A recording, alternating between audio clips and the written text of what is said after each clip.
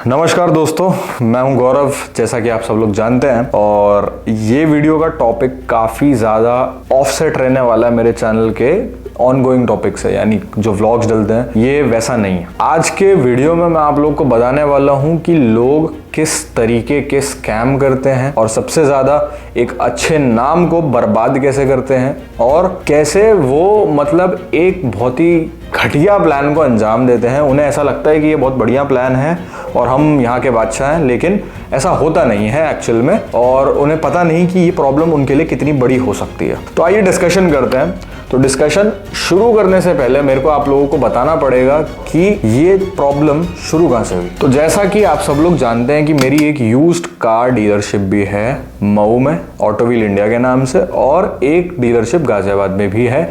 मतलब कहने का यह है कि ब्रांच अभी नहीं ओपन हुई है यहाँ पर, लेकिन काम पूरा का पूरा चलता है और गाड़ियां मेरे पास ऑल ओवर इंडिया से आती हैं। ठीक है, दिल्ली के अंदर जितनी गाड़ियां हैं वो भी मेरे पास ऑनगोइंग। अब आप जब एक यूज्ड कार की लाइन में, तो फिर आप मार्केट में कनेक्टेड रहते हो। वैसे ही घूमते घमाते मेरे पास एक गाड़ी आई थी, होंडा सिटी 2020 मॉडल।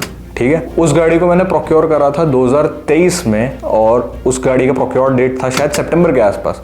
उसकी फोटो यहाँ पर मैं लगा देता हूँ। उस गाड़ी को प्रोक्योर करा, उसके बाद उस गाड़ी में थोड़े से मैंने काम कराया। चेंजेस में क्या कराया था मैं आपको यही बता देता हूँ। 4 टायर मैंने रिप्लेस करवाए थे, ठीक। उसके बाद उसमें सर्विस कराई थी गाड़ी की। उसके बाद उस गाड़ी की बैटरी रिप्लेस कराई थी। उस गाड़ी से मैंने जयपुर की ट्रिप मारी। उसके बाद मैंने मतलब अपने रेगुलर यूज में वो गाड़ी रखी।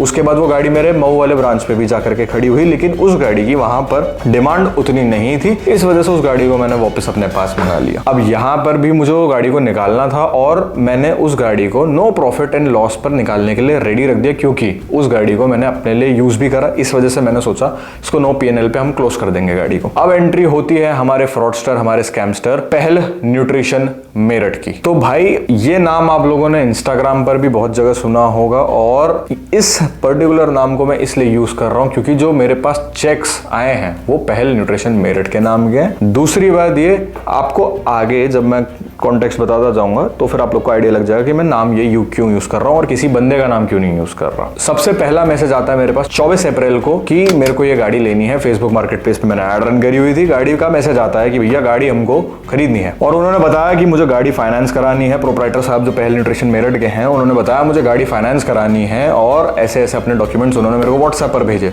24 तारीख के बाद वो गायब हो गए, और उसके बाद अपने किसी काम में उलझ गए या फिर जहां पर भी बिजी हो गए हो वहां पर वो अपना काम में लग गए। उसके बाद मेरे पास दूसरा मैसेज आता है 7 तारीख को।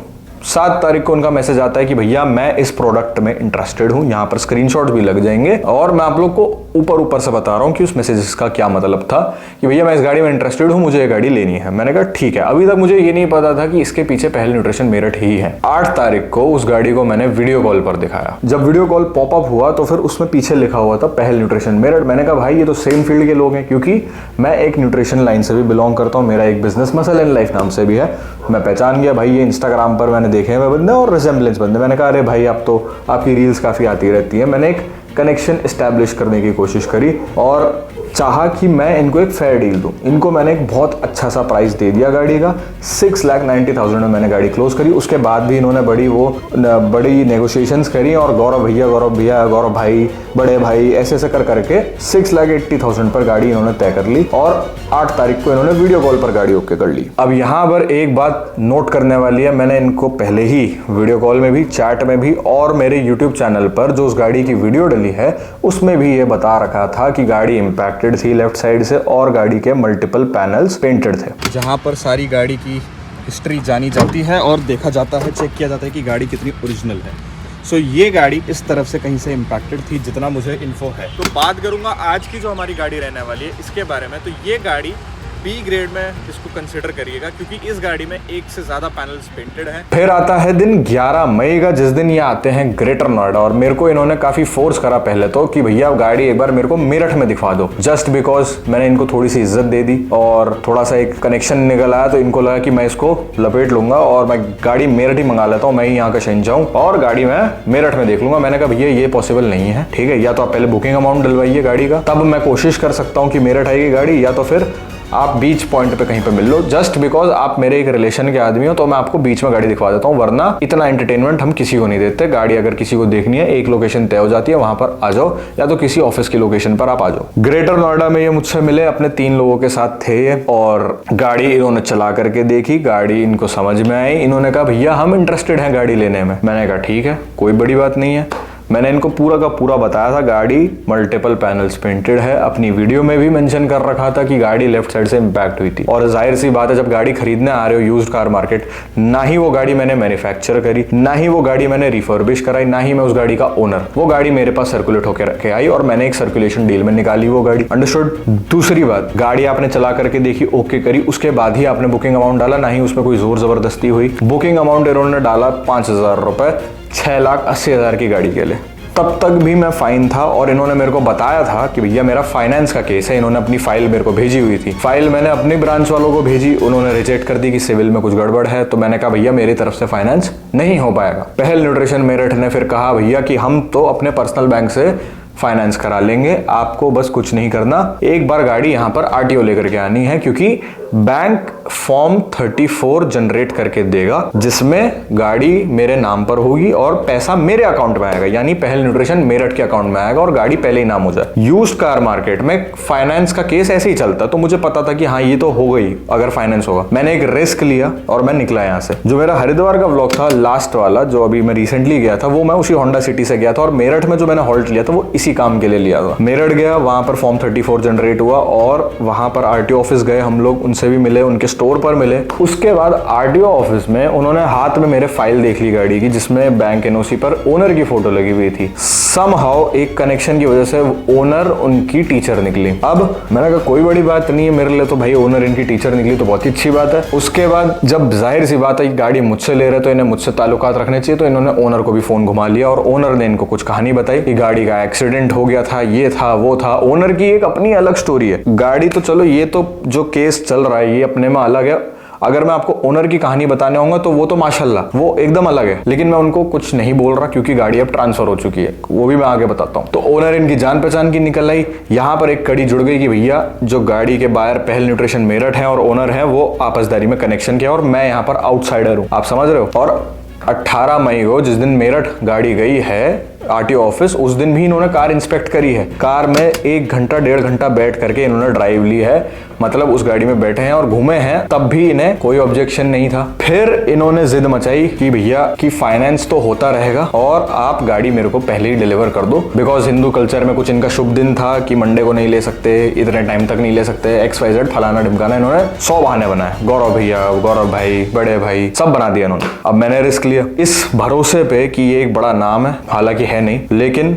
मैंने एक रिस्क उठाया अपने उस पर और मैंने कहा ठीक है चलो मैं संडे को डिलीवर कर देता हूँ गाड़ी। संडे को गाड़ी की डिलीवरी हुई, इन्होंने मेरे को 4.5 लाख रुपए दिए और बोले और बाकी के 2,30,000 रुपए का चेक, वहां भी इन्होंने 10,000 रुपए कम कर दिए। मैंने कहा ठीक है। इन्होंने चेक अपने दिए मुझे और गाड़ी की डिलीवरी मुझसे संडे को ले ली 19 मई को। अब आएगा प्लॉट में ट्विस्ट, जहां पर पहल न्यूट्रिशन मेरठ दिखाएगा अपने असली रंग। गाड़ी डिलीवर होने के अगले दिन पर मुझे फोन आता है कि भैया गाड़ी की एसी काम नहीं कर रही, गाड़ी में एसी में 50,000 रुपए का खर्चा है। मैं लिटरली मैं ऐसे ही बैठा, मैंने बोला 50,000 रुपए का खर्चा। मैंने कहा कुछ मत करो, आप गाड़ी मेरे पास वापस भेज दो और मैं गाड़ी को यहाँ पर दिखवा देता हूँ। इन्होंने कहा चलो ठीक है कोई नहीं, ये तो मैं करा रहा हूँ, आप गाड़ी मेरे नाम पे कराओ फटाफट, ताकि वो फॉर्म 34 हम जा करके बैंक में दे, तब आपकी जो रेस्ट ऑफ दी पेमेंट है वो आए। जो चेक इन्होंने मेरे को दिए थे वो एज अ गारंटी दिए थे, नॉट एज अ पेमेंट दिए थे। इन्होंने यही बोला था कि मैं बैंक से जैसे ही मेरे पास लोन सैंक्शन हो जाएगा मैं आपके 2-3 आपको ट्रांसफर कर दूंगा। गाड़ी पूरी तरीके से डॉक्यूमेंट से क्लियर थी, तो इस वजह से मैंने ये रिस्क उठाया था। उसके बाद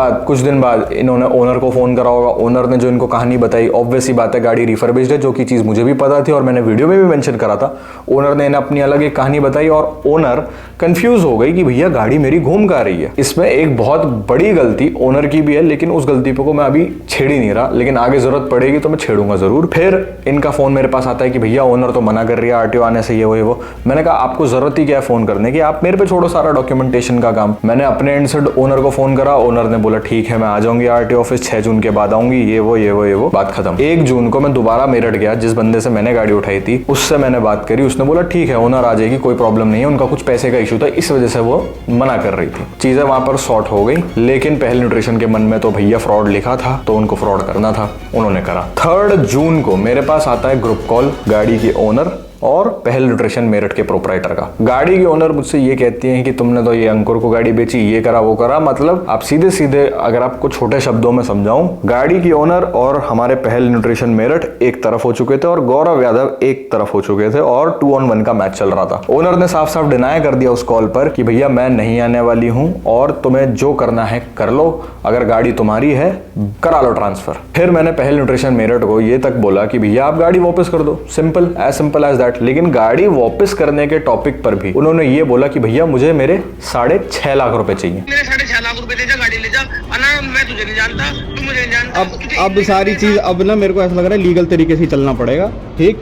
अब रिपोर्ट कर दे मेरे नाम की, मुझे कोई दिक्कत आपके नाम से थोड़ी करूंगा, आपके नाम से थोड़ी, आपके नाम से थोड़ी। जिन्होंने मेरे को अभी धमकी दी है मैं उनके प्रति जो भी है वो करूंगा। करा दे। देख गौरव भाई मैं तुझे जानता नहीं, मैं मैडम के फोन कनेक्शन कटवा के 2-4 दिन में से गाड़ी को समझा के मैं अपने नाम करवा लूंगा अपने एंड से, ठीक है भाई। और मैं अभी रिकॉर्ड कर ले कॉल को, मैं 1 रुपए देने का भाई बिल्कुल भी किसी भी कीमत पे, ठीक है भाई। हाँ।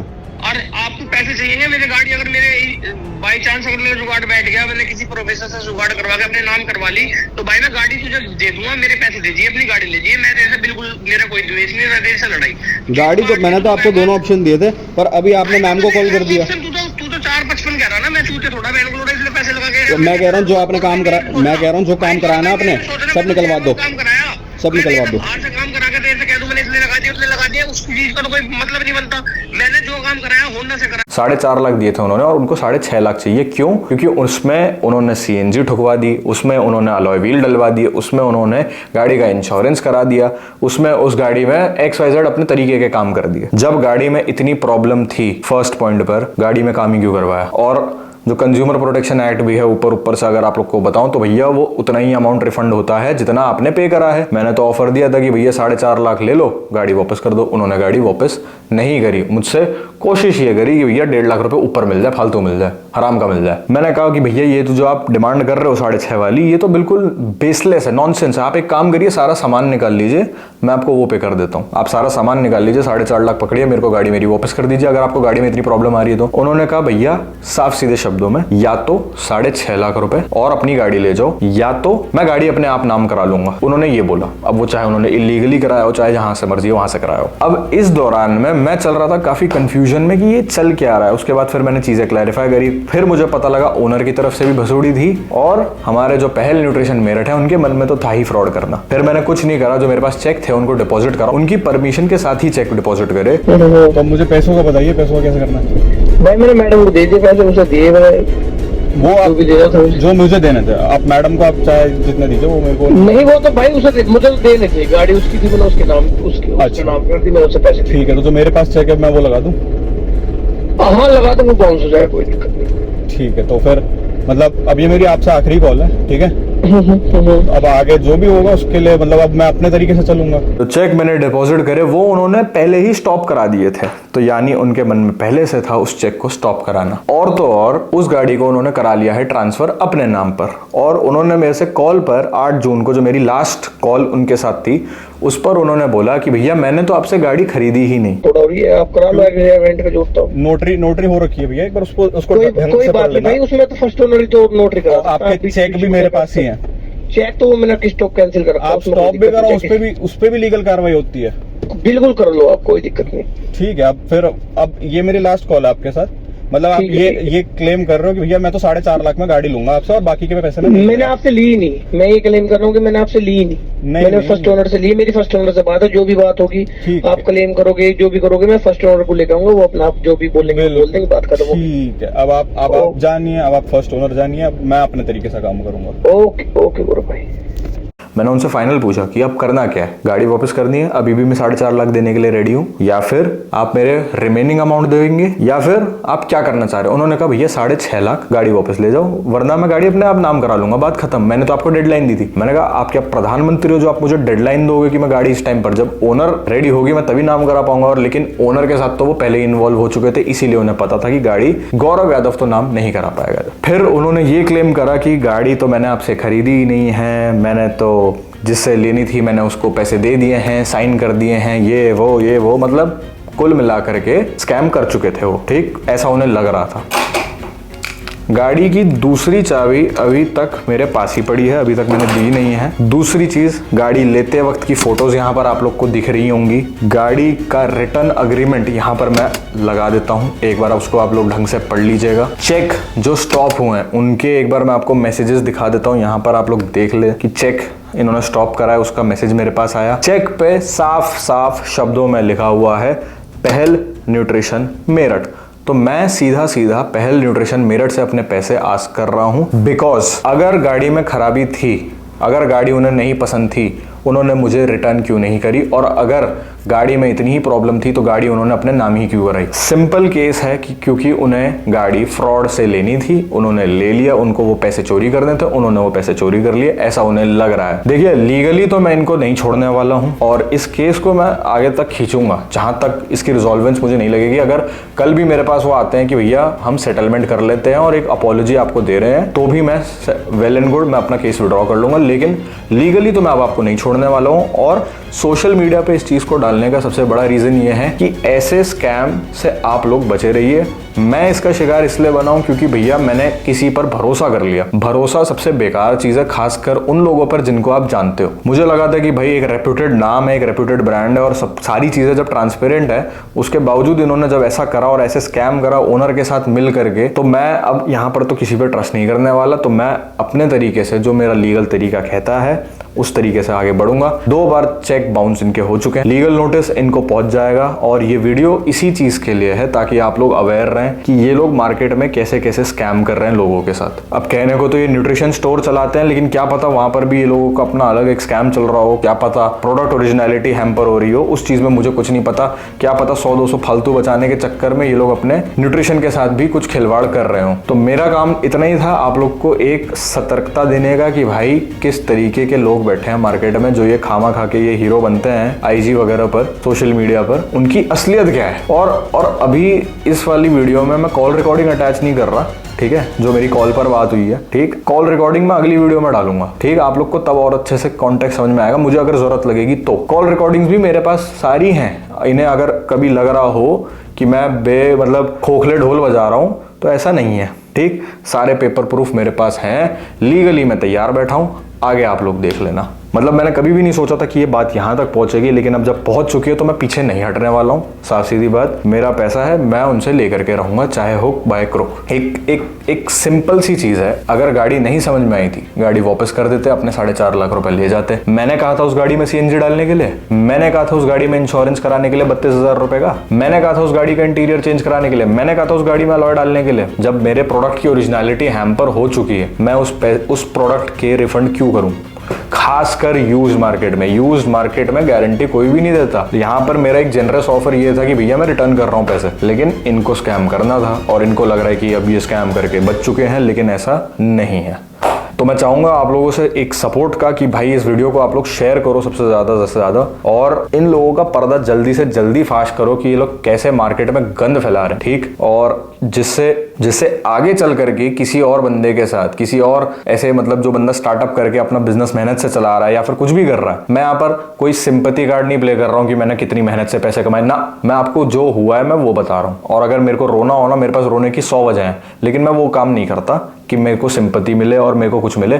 लेकिन जो चीज मेरे साथ गलत हुई है उसके लिए मैं स्पीक अप करूंगा और मरते दम तक करूंगा। लीगली तो मैंने नहीं छोड़ने वाला। बाकी ये खुद समझदार हैं, अगर इनमें थोड़ी बहुत भी अकल बची हो, थोड़ा बहुत भी इन्होंने अगर असली प्रोटीन खाया हो, तो इनको पता होगा कि इन्होंने क्या गलती करी है और इसके क्या कॉन्सिक्वेंसेस हो सकते हैं। तो जो भी अपडेट रहेगी इस केस से रिलेटेड, मैं आगे वाली वीडियोस में आने वाले में टाइम में डाल दूंगा। तो जैसा भी रहता है मैं आप लोग के साथ अपडेट शेयर कर दूंगा। धन्यवाद।